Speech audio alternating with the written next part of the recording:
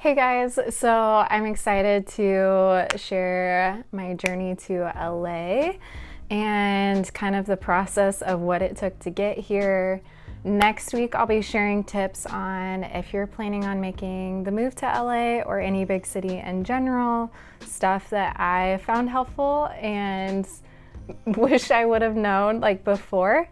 So yeah, this is my journey to LA. So, growing up, I grew up in Phoenix, Arizona, a fantastic state. The people there are fantastic, and the coffee and food culture is really great.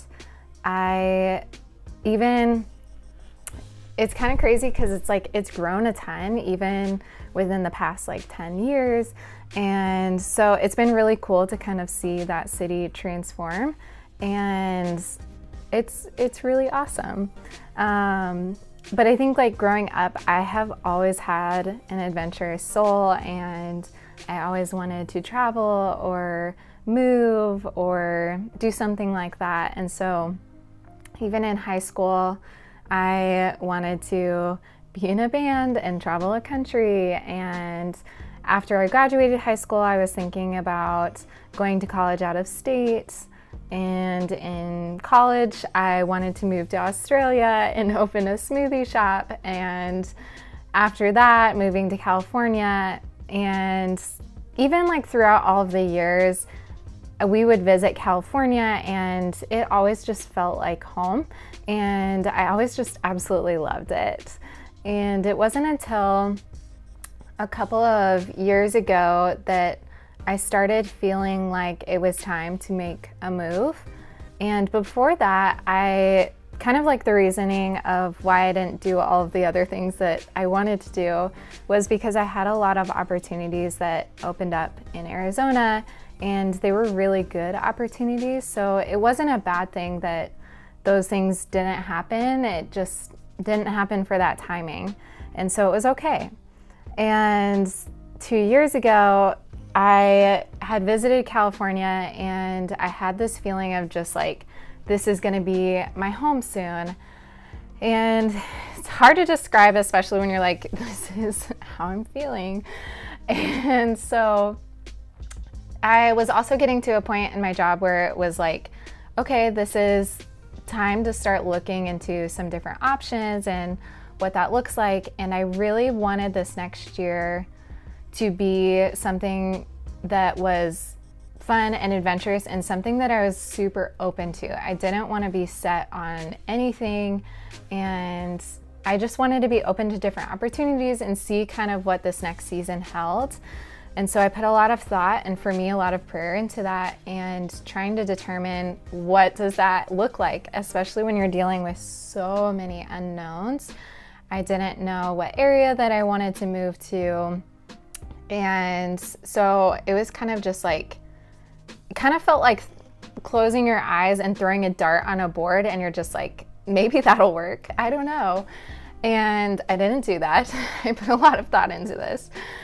And so I started applying to jobs in California. I was also applying to jobs in Arizona because I was just I wanted to be open. I didn't want to confine myself into a box or God in a box. And so I was applying to a lot of different places, and I was just getting no's. And when I say a lot of places, it was a lot of places. I honestly should go back and count how many no's that I've gotten, and it's crazy. So if you're getting a lot of no's also for job applications, I just want to encourage you, you're not alone. It's normal. And anyways, so I was applying, getting a ton of no's. My goal was to be moved out of there by the end of that summer. And so in this process of applying to jobs, there was one job that ended up opening up in LA. And originally I had avoided LA because of a lot of different excuses that I had come up with.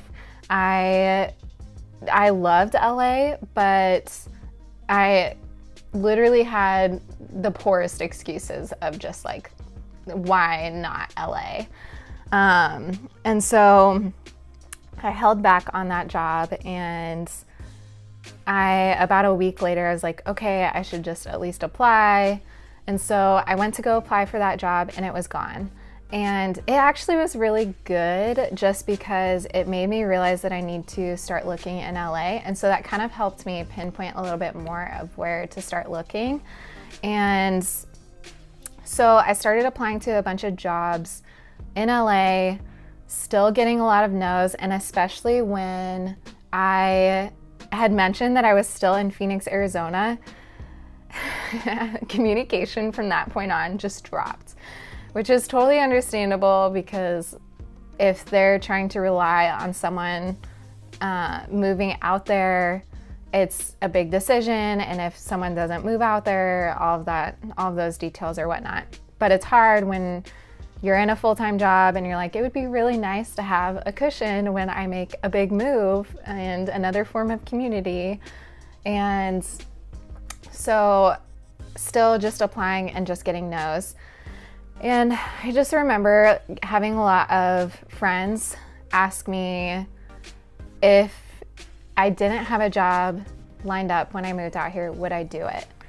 And every time, without a doubt, I just said yes. And I didn't feel anxiety about it, and I didn't feel like it was a wrong decision, even though it sounded more illogical than anything. But it felt good, and I ended up having a lot of conversations with strangers randomly about making this move, and every single one of them, ironically, was during a time that I started doubting, like, should I be making this move? Is this a crazy decision? And every time they were incredibly encouraging and just telling me to do it.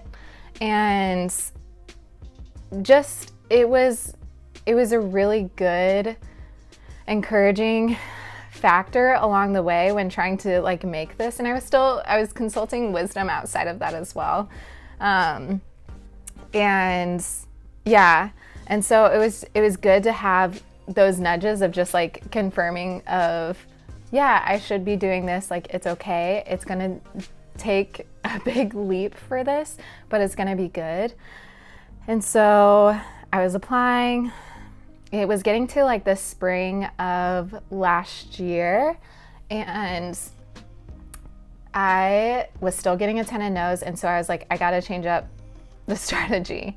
And so I started looking at places, and I was getting in a lot of groups. I was asking a lot of friends that had either lived in California or were living in California. And there was like a lot of places that were opening up, and there was some kind of like red flags, or the rent was too high, even though like everything else about it was really great. And for me, I was like, I am making the jump possibly without a job lined up, and I need to be wise about this as well. And I wanted to be able to live out here as long as I could without feeling like after a couple of months having to move back. LA is really expensive. And so anyways, and I also wanted to be very intentional about my roommates and knowing that that is another form of community, because I didn't know hardly anyone moving to LA, which also I get a lot of questions of like, why would you make the move when you have a lot of your family and close friends back in Phoenix? And I honestly felt so strongly about this, and I'm a very intentional person, and so I wanted to be intentional even if I made a move, knowing that that would make a shift, but that the friendships that I had, my family, that wouldn't ruin those friendships or relationships that I had. And so that was something that I like wanted to make sure of. And also being able to soak up the time before I gave myself that deadline of making the move. I was very intentional with my community before I made the move. And so going back into the whole roommates thing, it wasn't until the end of May that I had felt like I expended all of my options. I was applying to a lot of places. I was looking at all of these roommate options, and none of it felt right. And I didn't want to settle. I wanted this next year to be fun and adventurous and good. And so I was kind of like, maybe this isn't the time. I have no idea. And then I remembered one of my friends had lived in Pasadena a few years ago, and so I reached out to her, who sent me a connection, who sent me my now roommate's connection for the house that I'm in now. And even at the time, they had already had someone who had put in a deposit for the house, and I'm coming in as a stranger, and I'm like, there's no way I'm getting into this house. No way. I'm against like one of their friends, like that. I'm not gonna rely on this by any means. And then something happened, and then she had to pull out last minute, and then they offered me the spot when I was just honestly just so blown away by that.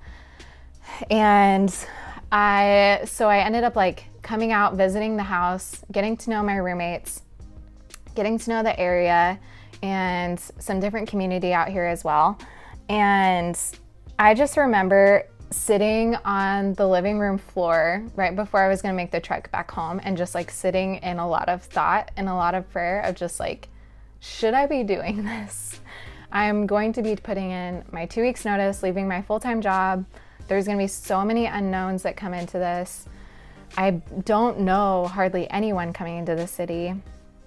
And I didn't get like a total yes, but there were so many things that were just like lined up in a sense of like, this is good. And it didn't feel wrong. And I had a lot of peace about this decision. And so I decided to make the leap. And so I put in my 2 weeks notice, and I got a U-Haul. I had some friends help me move out here, and then even new friends helped me move into this place. And so it was so wild and such a blessing for that. And as soon as I moved in, this place has felt like home, and I love and adore this city so much. The people here are phenomenal, and I absolutely love it, and I would stay here forever if I could, but I'm always open. And yeah, I love this city so much. So it's been a really cool opportunity and a huge journey, and it hasn't been easy or a cakewalk since I've lived here, but I have such a solid community here and solid community back in Phoenix that has been super supportive and encouraging along the way, that it's just been so helpful during a lot of like hard moments. And so I'm so grateful for that. And next week I'll be sharing tips on if you're making the move to LA or any big city in general. These are things that I found helpful when I was trying to make the move, when I made the move, what to do, that kind of stuff. And so tune in next week for those. And until then, please be sure to like, subscribe, and share this with your friends. And I'll see you guys next week. Peace.